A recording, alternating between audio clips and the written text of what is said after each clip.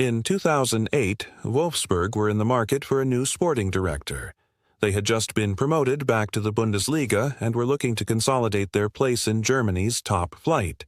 And they were also looking for a new attacking midfielder. This is the story of Kevin De Bruyne. He was born on June 1991 in a small town called Drongen, located near the city of Ghent in Belgium. His father was a local semi-professional footballer who worked at a brewery, and his mother was a physiotherapist. As soon as he could walk, De Bruyne was already juggling a ball at his father's side. He would often stay up late with his dad watching football on TV, mimicking the players' moves and dreaming of one day becoming a professional himself. "I always wanted to be a footballer," De Bruyne told 442 magazine. "As a kid, I dreamed of playing for the national team and being a star." At age 6, he joined the youth ranks of his hometown club, KSC, where his father was a coach. But it soon became apparent that he was too good for the youth teams, and he was fast-tracked into the first team at just 16 years old. In his only season with the senior squad, he made 34 appearances and scored 7 goals. His performances earned him a call-up to the Belgium under-21 side where he captained them to the final of the 2011 UEFA European Under-21 Championship. Sadly, they lost to Spain in the final. But De Bruyne was named player of the tournament after scoring 3 goals and providing 4 assists in 5 games. This caught the eye of some of Europe's biggest clubs, and eventually Wolfsburg came calling. They offered €8 million to Genk for his services. And despite interest from other clubs, De Bruyne decided to move to Germany because they showed more interest than others, and they promised me I would get a lot of playing time. His time at Wolfsburg started brightly. He scored on his debut against Cologne and was named man of the match. But injuries soon curtailed his progress and limited him to just 18 appearances in all competitions. Frustrated by his lack of playing time, he went out on loan to Werder Bremen for the second half of the 2012-13 season.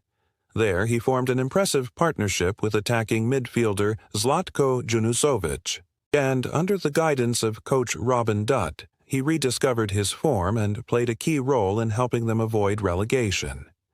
Despite showing glimpses of his talent during his time at Wolfsburg, De Bruyne still had a lot to prove. So when manager Dieter Hecking told him he wasn't in his plans for the upcoming season, he didn't argue. "If a coach doesn't want you anymore, it's best to leave," he said. "It's important to play football, and I wasn't getting any games at Wolfsburg. And that's when Chelsea came in with an offer. It was a big step up for De Bruyne, joining one of the most successful clubs in England and in Europe.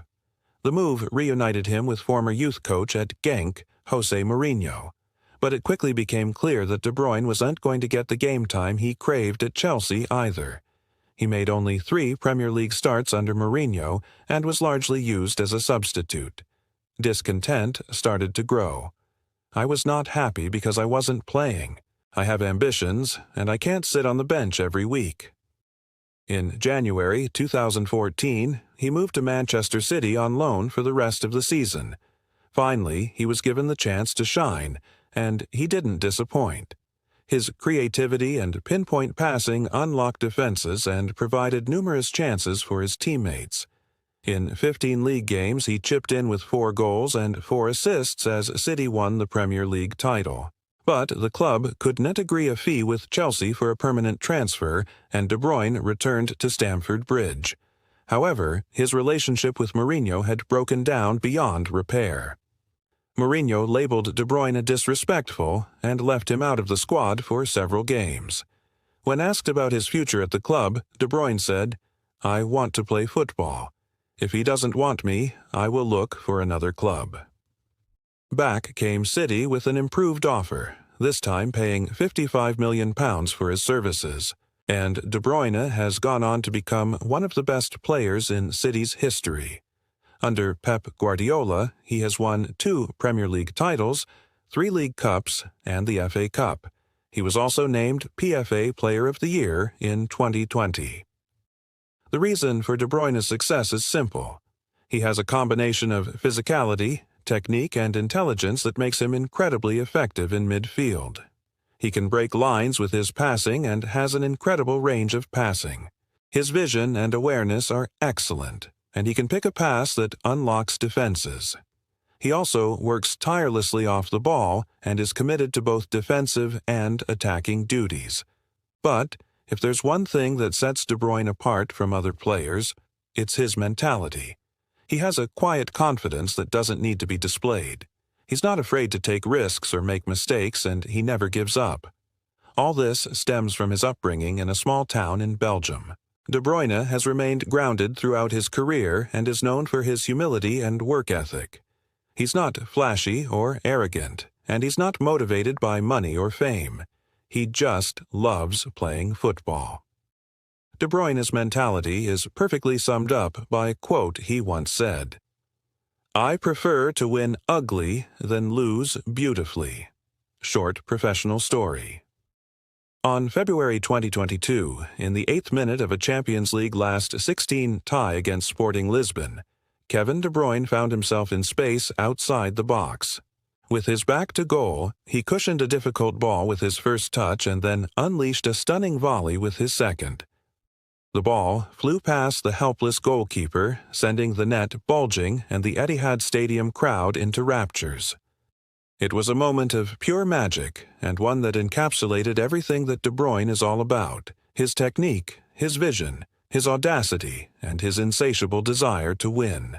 This goal was De Bruyne's 100th for Manchester City, a feat he achieved in just 275 games, making him the third player to reach the milestone after Sergio Aguero and Eric Brook.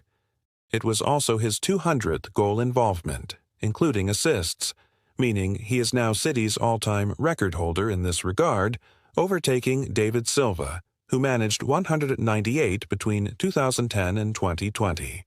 For someone who joined City as a relative unknown, having previously struggled to make an impact at Chelsea and Wolfsburg, this is an incredible achievement.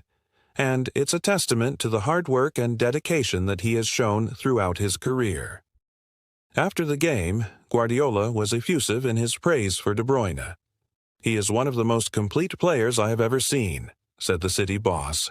"Not just in terms of skills and goals, but for everything he has brought to the team over the years. He is simply exceptional." Guardiola is right. De Bruyne is one of the best players in the world right now, and he is carrying City to yet another Premier League title. At the time of writing, they are 11 points clear at the top of the table with 11 games remaining, and De Bruyne has played a key role in their success. So, what does the future hold for De Bruyne? Well, he has already achieved so much, and it seems likely that he will continue to do great things. He is still only 30 years old, and he has no plans to retire from international duty anytime soon. He could captain Belgium to a major trophy, and he could help City win even more domestic and European honors. Whatever happens, De Bruyne's legacy is already assured.